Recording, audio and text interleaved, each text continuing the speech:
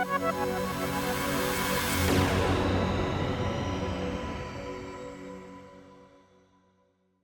est ravis de vous accueillir pour cette journée exceptionnelle de célébration des 40 années de vie opérationnelle du Mirage 2000. La base de Luxeuil est une des 5 bases de l'aviation de chasse de l'armée de l'air et de l'espace. C'est la base de stationnement de la 2e escadre de chasse qui est spécialisée dans la défense aérienne. C'est sa mission principale.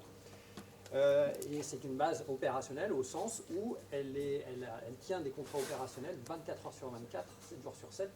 Donc là, on a en permanence des pilotes et des mécaniciens qui sont prêts à faire décoller des avions en quelques minutes pour intercepter toute menace ou tout avion qui serait en difficulté au-dessus du ciel français. Et je le rappelle, ce n'est pas juste une mission théorique, c'est une mission bien réelle. Il y a tous les jours à peu près 14 000 avions qui survolent la France. Et tous les jours, il y a au moins un avion de chasse qui va intercepter un avion au-dessus du ciel français, qui est soit en effet en perdition, soit qui a survolé une zone qu'il n'aurait pas dû survoler, soit qui est un de nos compétiteurs à qui il faut signaler de s'éloigner un peu de nos frontières. Donc ça, c'est bien réel, et en tout cas, la base aérienne de Luxeuil, en ce moment, tient bien cette mission opérationnelle.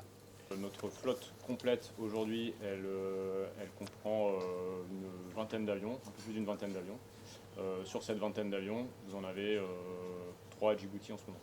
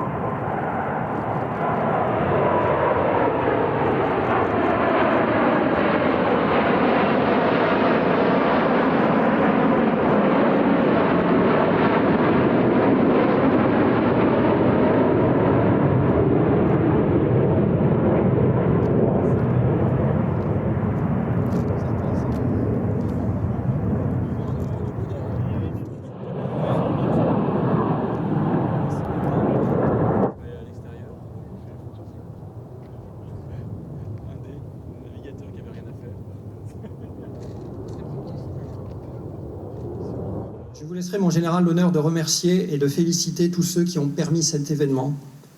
Mais permettez-moi, en mon nom propre, de souligner le travail formidable de l'équipe projet de la base et du groupement soutien commissariat. Juste une poignée de personnes déjà accaparées par la vie opérationnelle intense de l'emprise et qui a construit depuis des mois, et souvent tard le soir, l'ensemble des séquences de la journée, et je vous demande de bien vouloir les applaudir.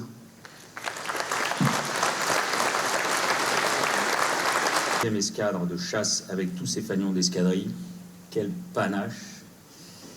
Félicitations au personnel sur les rangs et à la musique de l'air, ainsi qu'aux équipages des Mirage 2000 pour des passages millimétrés. Je les ai un tout petit peu aidés, mais vraiment, ils étaient on time, on track.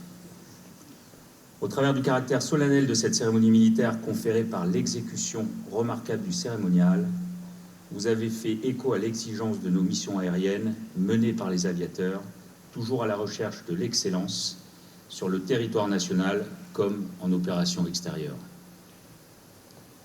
Et donc, quoi de plus normal, en toute objectivité, que de décorer de la médaille de l'aéronautique le groupe de chasse légendaire des Cigognes.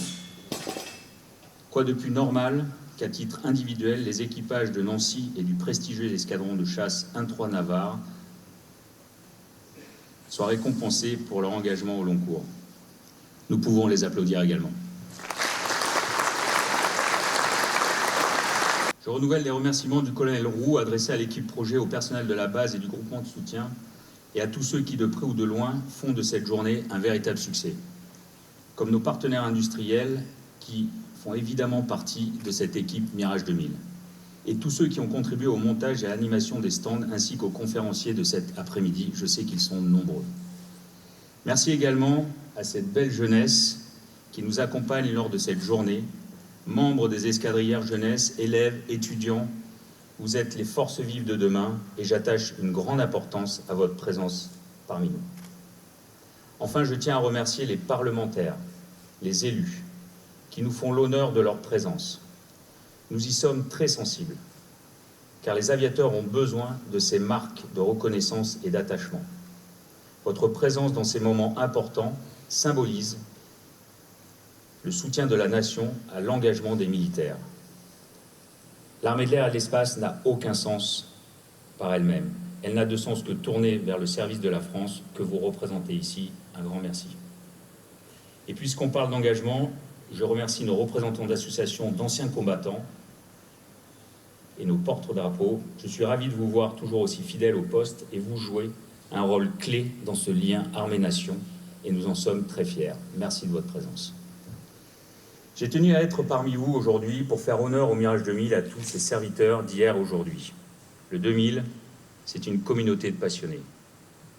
Le 2000, c'est forcément mon avion de cœur, comme c'est le cas du premier appareil de combat pour tous les pilotes et navigateurs de combat. Au-delà de cette dimension personnelle, c'est un appareil unique, à tort décrit comme un avion facile.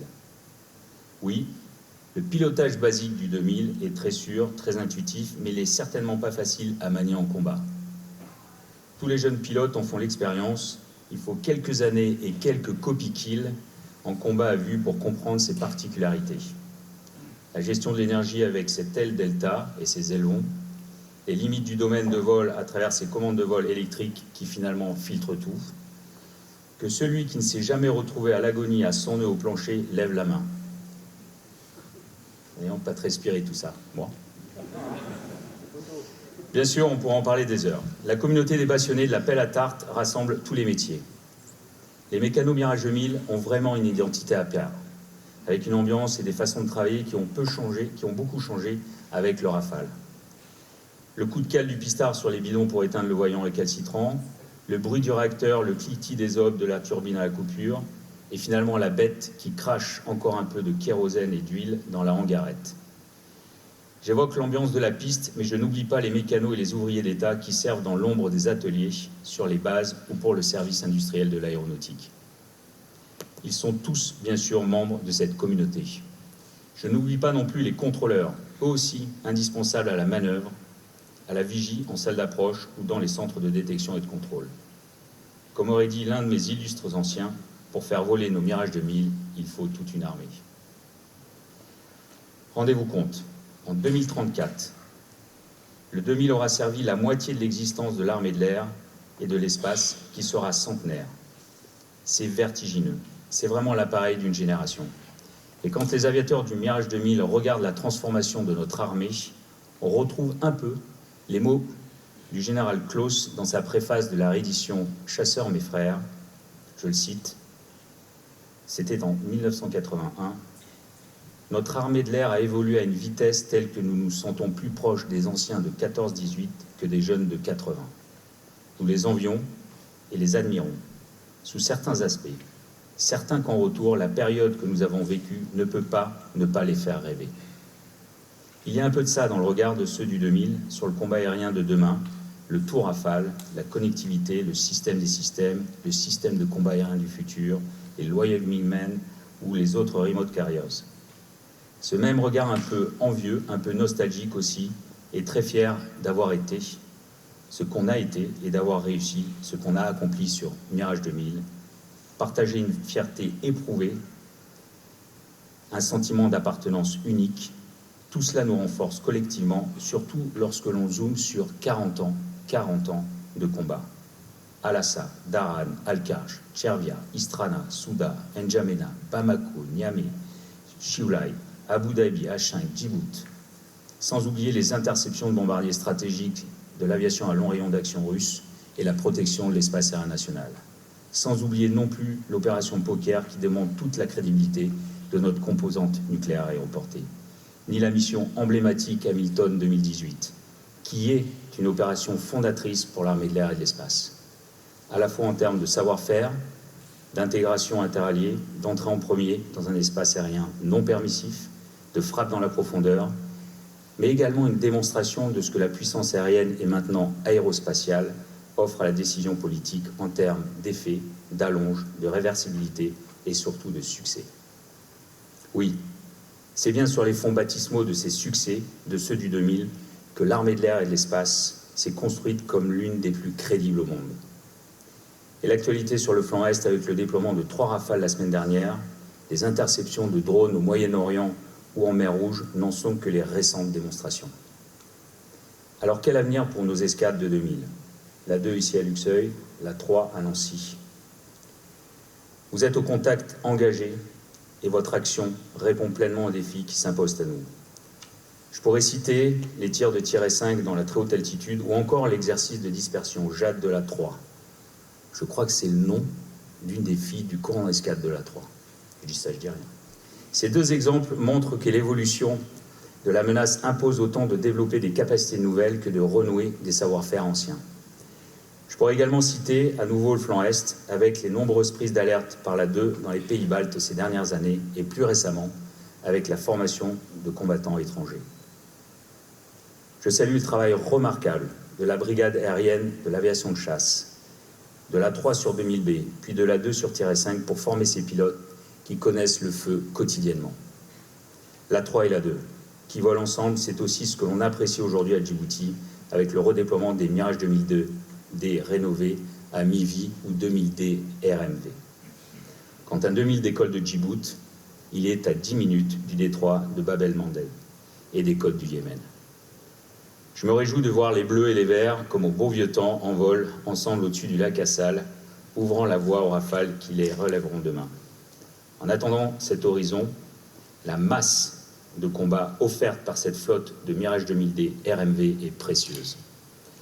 Vu la mutualisation des contrats opérationnels assignés aux rafales entre posture permanente de sûreté, dissuasion, projection en cas d'engagement, le concours des 2000 sera indispensable. Les Mirage 2000-5, indispensables jusqu'au bout avant leur passage sur Rafale, sur cette base de Luxeuil, dont le format va doubler à l'horizon 2035 pour accueillir 2 escadrons de Rafale au standard F5, armés du missile nucléaire hypersonique ASN-4G. Et les 50 2000D, modernisés, également indispensables pour accompagner cette montée en puissance vers le tout Rafale. Notre flotte de Mirage incarne ce que j'appelle l'agilité capacitaire, c'est-à-dire l'adaptation aux besoins opérationnels au bon moment et au bon coup.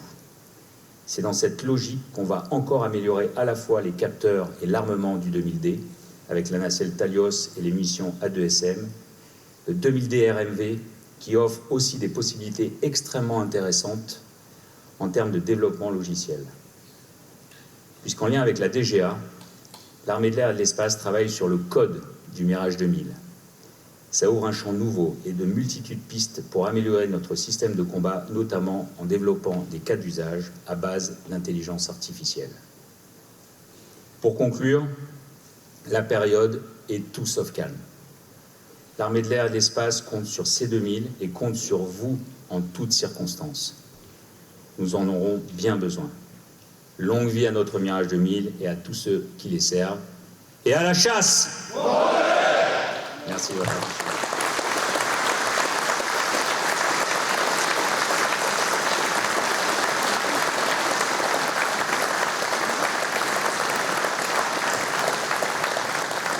Vous avez été pilote du Mirage 2000. Oui. Est-ce que vous pouvez me donner l'un de vos plus beaux souvenirs de ces fabuleux appareils? Et lequel vous avez préféré? En fait, il y en a eu tellement. Mais je crois que l'un de mes plus... Enfin, en tout cas, l'un de mes souvenirs les plus intenses, c'est quand vous réalisez et que vous êtes jeune pilote opérationnel, votre première mission de guerre. Donc là, vous partez pour un vol de 5 heures, pleine nuit. Vous avez à peu près 3-4 ravitaillements. Vous avez votre PA sur le torse en cas d'éjection, des missiles RR et des bombes sous le... Et là, vous dites, ça y est, là, on m'a entraîné pendant plusieurs mois et je dois être à la hauteur. Donc là, je ne vous cache pas qu'il y a un petit stress qu'il faut dompter. Et quand vous vous posez au bout de 6 heures et que la mission a été un succès, vous dites, bon, je crois que je suis prêt pour la suivante. Voilà. C'était sur 2000C alors? C'était sur 2000C, c'était en Bosnie-Herzégovine. Merci général. Merci beaucoup.